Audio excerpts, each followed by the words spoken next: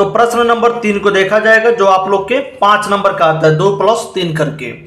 ये प्रश्न 3 आप लोग का 5 नंबर का है, तो जिसमें दिया गया है कि संस्कृत का गद्यांश है जिसका संदर्भ और हिंदी में अनुवाद करना है आप लोग को।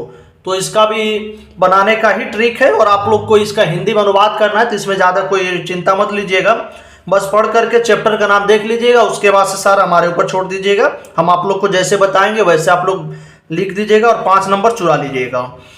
तो चलिए इसके गद्यांश को पढ़ते हैं। इसमें भी आप लोग को फर्स्ट को प्रश्न और सेकेंड 2 करके अथवा हम देता है, जो आप लोग को आएगा वो लिख डालिएगा।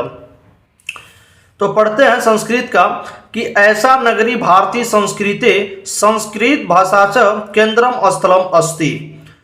यानी देखिएगा, जो भी आप लोग गद्यांश की लाइनें पढ़ेंगे, आप लोग का चैप्टर का नाम तो उसमें साट करके दे ही दिया जाता है, आप लोग को केवल पकड़ना रहता है।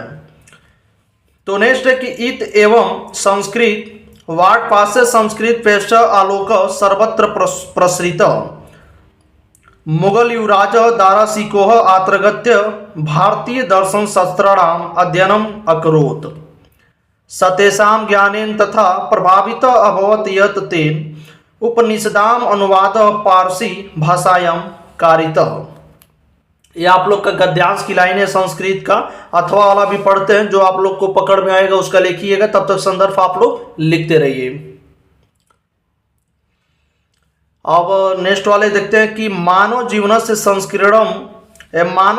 संस्करणम संस्कृति अस्माकं पूर्वजा मानव जीवन संस्कर्तुं महत्वं प्रयत्नम अकुर्वन् तो अस्माकं जीवनस्य संस्करणान यान आचारान विचारान च अदर्श्यं तत्सर्वम अस्माकं संस्कृति है।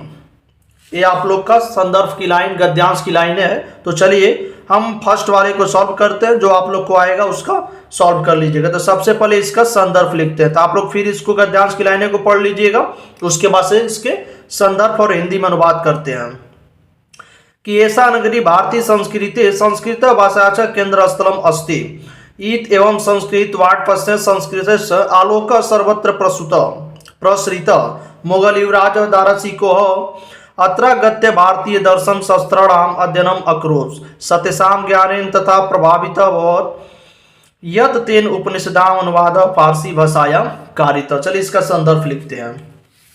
तो फिर आप लोग क्या कीजिएगा कि ऐसा नगरी भारतीय संस्कृति यहाँ पे लिख के डॉट डॉट करके फारसी भाषायां कारितः, ऐसे आप लोग को लिखना है, क्योंकि आप लोग को 5 नंबर के आता है, तो 5 नंबर आप लोग को लेना है, यानी चुराना है।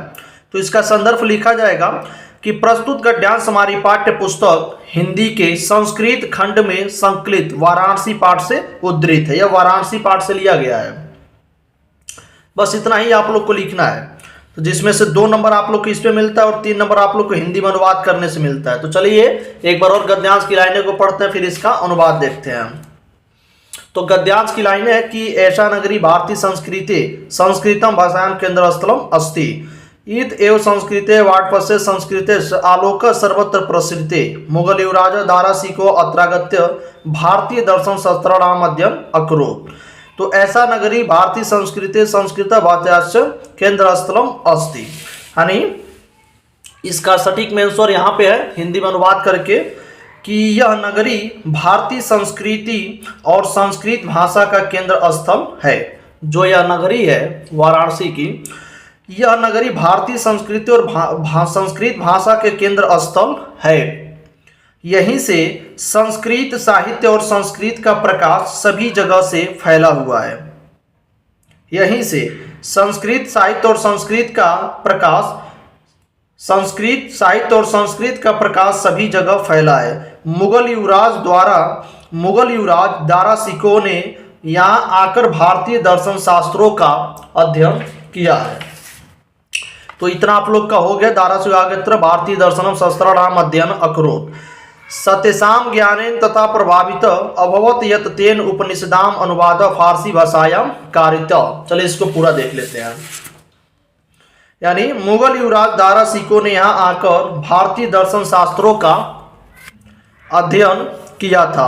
वह उनके ज्ञान से इतना प्रभावित हुआ था कि उसने इन उपनिषदों का अनुवाद फारसी भाषाओं में करवाया। यानी उनके ज्ञान से इतना प्रभावित हो गया युवराज दारासिको की उनका जो अनुवाद था उपनिषदों का वो फारसी भाषाओं में करवा दिया। तो इतना आप लोग लिखेंगे तो आप लोग को 5 नंबर प्रोवाइड कराया जाता है। तो आप लोग के प्रश्न 3 कंप्लीट हो गया। अब आप लोग के पास बचता है प्रश्न 4।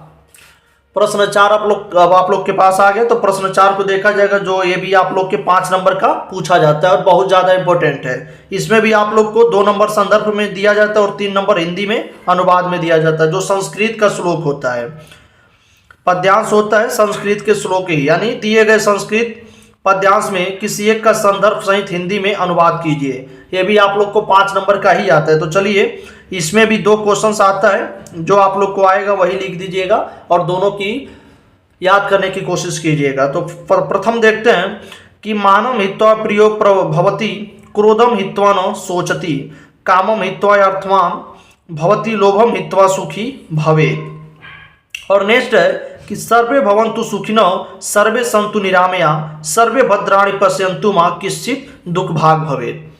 इतना आप लोग को आसान पूछा जाएगा जो 5 नंबर का आता है। तो जो आप लोग को आएगा वही लिख दीजिएगा। चलिए हम दूसरे वाले को सॉल्व करते हैं कि सर्वे भवन्तु सुखिनः, सर्वे सन्तु निरामया, सर्वे भद्राणि पश्यन्तु मा कश्चित् दुख भाग भवेत्। सबसे पहले इसका संदर्भ लिखते हैं, फिर इनका हिंदी में अनुवाद लिखते हैं। तो प्रश्न 4 को देखा जाए, सर्वे भवन्तु सुखिनः दुख भाग भवेत्। इसमें संदर्भ को लिखा जाएगा कि प्रस्तुत श्लोक पद्यांश यानी प्रस्तुत श्लोक हमारी पाठ्य पुस्तक के संस्कृत भाग में संकलित भारतीय संस्कृति नामक पाठ से उद्धृत है। बस चैप्टर का नाम आप लोग देख लीजिएगा, भारतीय संस्कृति। अब इसके हिंदी में अनुवाद किया जाएगा। तो एक बार दोहा को पढ़ लेते हैं अच्छा से, फिर उसके बाद से देखा जाए कि सर्वे भवन्तु सुखिनः, सर्वे सन्तु निरामया, सर्वे भद्राणि पश्यन्तु मा कश्चित् दुख भाग भवेत्।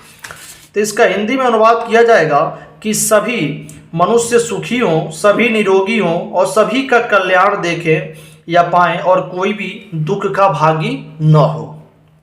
ऐसे बस इतना ही लिखना है और आप लोग को 5 नंबर प्रोवाइड किया जाता है और 5 नंबर दिया जाता है। ज़्यादा कोई पेपर हार्ड नहीं आने वाला है। बस ऐसे आप लोग बनाने का ट्रिक देख लीजिए हमारे चैनल और वीडियो के माध्यम से, उसके बाद से आप लोग बनाते रहिए।